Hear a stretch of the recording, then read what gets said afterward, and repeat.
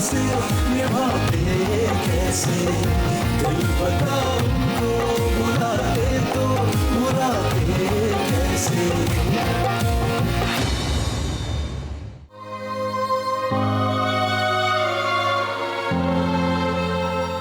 क्यों? एक अहम मामला डिस्कस करने के लिए। कैसा मामला? अपनी और तुम्हारी जिंदगी का मामला। खालिद, मैंने आपको मना भी किया था। जानवर को भी जब जमीन पर लिटाया जाता है ना ज़िबा करने के लिए, तो वो भी अपने आप को बचाने के लिए हाथ पांव चलाता है। मैं तो फिर भी इंसान हूं यार। लेकिन जानवर और इंसान में फर्क होता है। जानवर अपने आप को बचाने के लिए हाथ पांव मारता है और इंसान को अपने रिश्तों को बचाने के लिए अपनी खुशियों की कुर्बानी देनी पड़ती है। अच्छा, यानी एक रिश्ते को बचाने के लिए दूसरे रिश्ते के साथ ज्यादती की जाए। तो फिर देखना चाहिए कि कौन सा अहम रिश्ता है, और अगर दूसरा रिश्ता खुद कुर्बानी दे रहा है तो आप क्यों परेशान हैं? इसका मतलब है कि मैंने सही फैसला किया है। कैसा फैसला? तुम्हारे घर वालों को सब कुछ बताने का फैसला। तुम तैयार हो जाओ, हम तुम्हारे घर जा रहे हैं।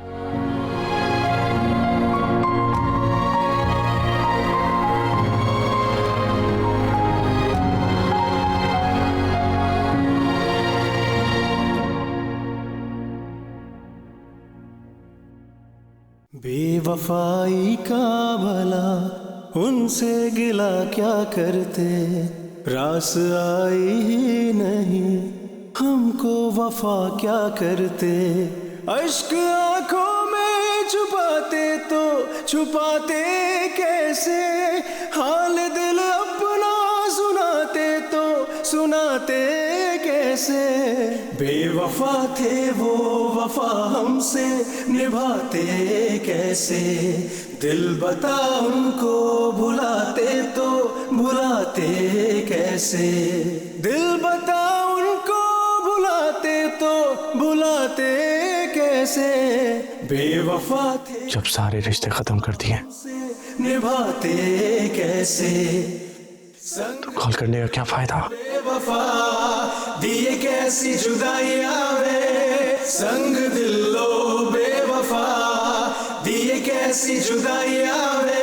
जुदाइयां वे जुदाइयां वे जुदाइयां वे जुदाइयां वे जुदाइयां वे जुदाइयां वे।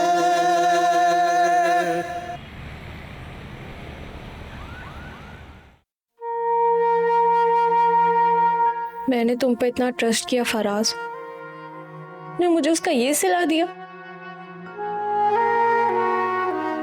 शमा, मुझे समझ नहीं आ रहा है कि मैं तुम्हें किस तरह समझाऊं।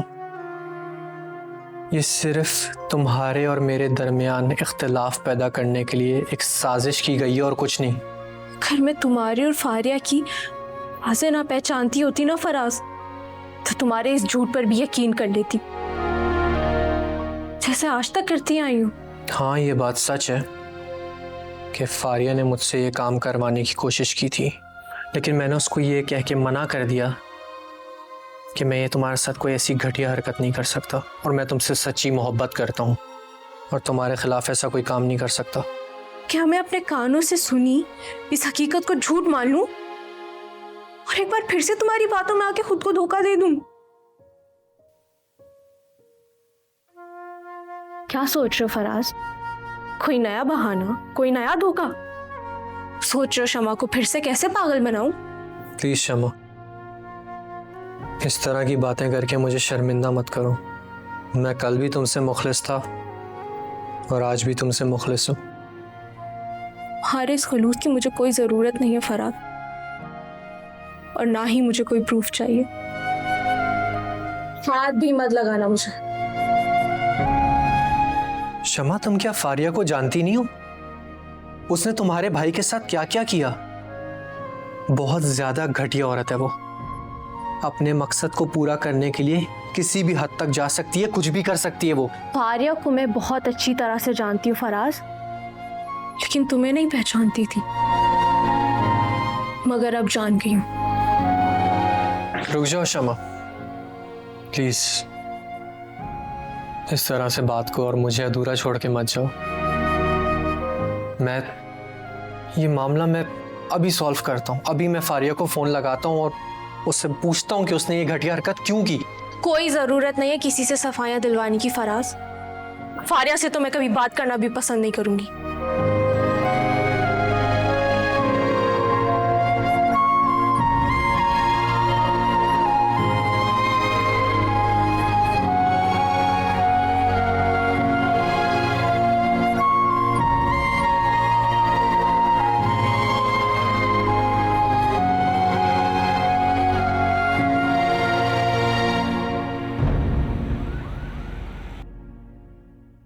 फैसल, मुझे मालूम है कि तुम दानी की कस्टडी का केस जीत गए। मैं इसलिए यहाँ आई हूँ। अगर दानिया को भी ले आती तो ज्यादा अच्छा होता। हम यही बात करने आए हैं फैसल कि अगर क्या हारिस, दानिया मेरी बेटी है और अब तो अदालत भी उसे मेरे साथ रहने की इजाजत दे चुकी है। बात सिर्फ इतनी है कि आप दानिया को कब और किस दिन मेरे हवाले कर रहे हैं। प्लीज फैसल, एक माँ को अपनी बेटी से अलग मत करो। क्या मतलब है तुम्हारा? सिर्फ एक माँ के ही जज्बात और एहसासात होते हैं? क्या बाप का बेटी के ऊपर कोई हक नहीं होता है? फैसल प्लीज नाराज ना हो। मेरे ख्याल में मिलजुल कर ये मसला हल हो सकता है। मिलजुल के मामला हल करने का वक्त गुजर गया हारिस। यह काम अदालत जाने से पहले करना था हारिस साहब। हम किसी भी मरहले पर हो, उससे क्या फर्क पड़ता है?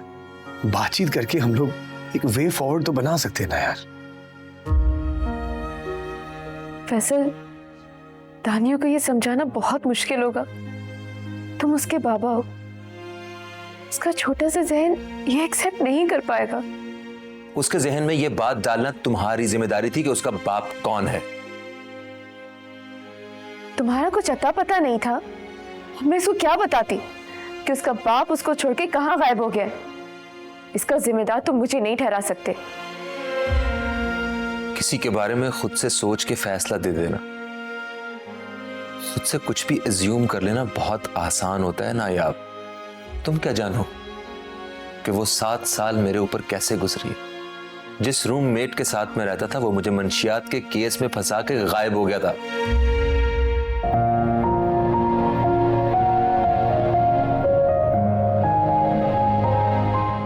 और इस केस में मुझे 7 साल कैद हुई।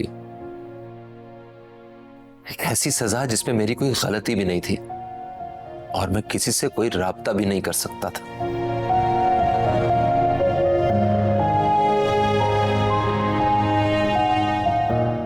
ये तो वाकई बहुत बुरा हुआ। मैंने वो तन्हाई के दिन किस अजियत में गुजारे हैं तुम सोच भी नहीं सकती ना यार। ये तो मालूम था कि मेरी एक बेटी है, मुझे उसके नाम तक का नहीं पता था, ना ही मेरे पास उसकी कोई तस्वीर थी। मैं हर साल जेल में उसकी सालगिरह मनाया करता था, केक काटा करता था।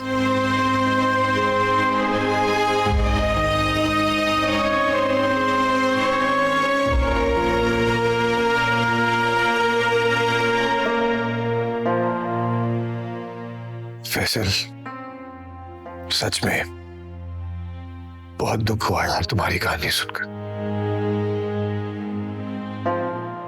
लेकिन मुझे ऐसा लगता है कि कोई तो हल होगा कि नायाब और दानिया एक दूसरे के साथ रह सके। हो सकता है हारिस तुम्हें ये मेरी बात पसंद नहीं आए, मगर मेरे नजदीक सिर्फ एक ही हल है जिसके जरिए नायाब और दानिया एक साथ रह सकते हैं। बताओ बताओ प्लीज।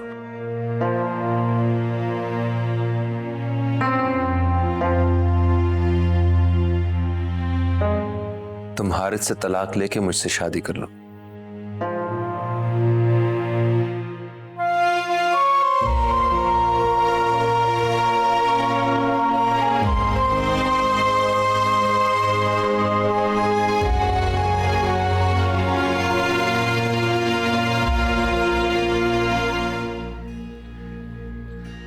मुझे नहीं पता था ये लड़की इतनी बेवकूफ निकलेगी।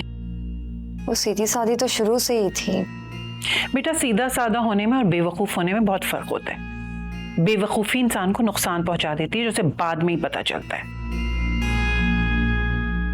तब पता चलता है जब सारी रेत हाथों से निकल चुकी होती है। समझ में नहीं आ रहा इस लड़की को कैसे समझाऊं।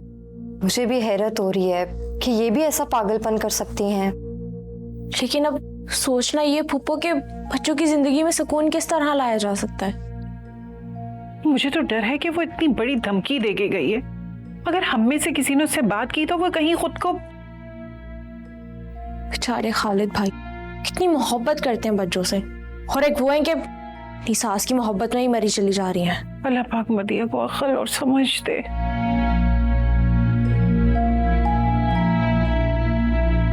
क्या सोच रही हैं पप्पो?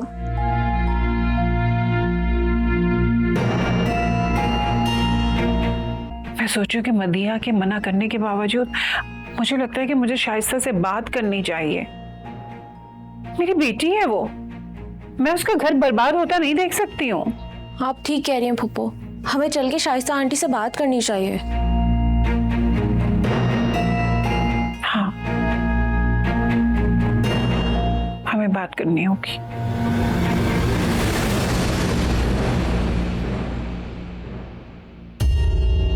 क्या हुआ हारिस, सब ठीक है? कुछ परेशान लग रहे हैं आप। हाँ सब ठीक है, ऐसे बस। कुछ तो है, वरना आप यूं ही परेशान नहीं होते। नहीं बस वो थोड़ा सर में दर्द है। तो मैं आपका सर दबा देती हूँ। नहीं ठीक है, सही है।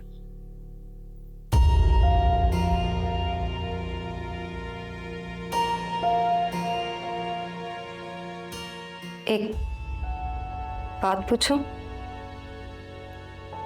हाँ पूछो। क्या आप अब भी मुझसे मोहब्बत करते हैं?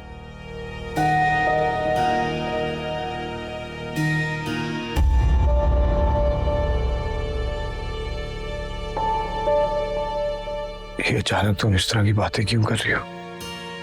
बस वैसे ही। वो आपकी मोहब्बत 2 हिस्सों में बंट चुकी है ना।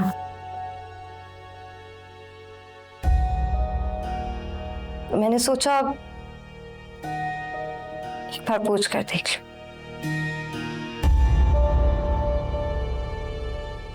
हाँ, मेरी मोहब्बत 2 हिस्सों में जरूर बटी है, लेकिन कम नहीं हुई।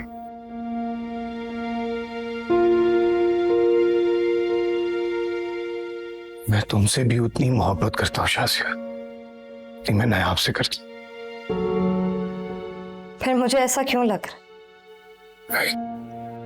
तुम्हें कैसे यकीन दिलाऊं शासिया? ये तो आपके ऊपर है।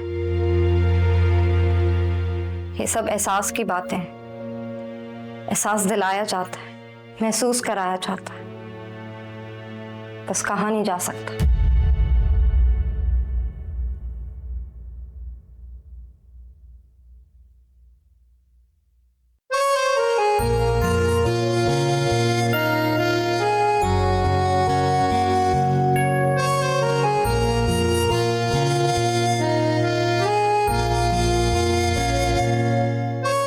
शासिया, मैं आज तुम्हारे साथ खड़ा हूं, तुम्हारे पास हूं।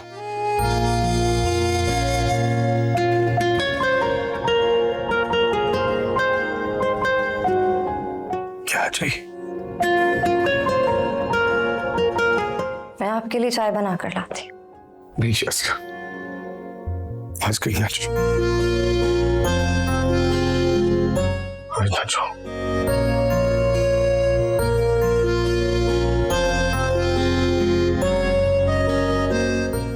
ना जाओ प्लीज।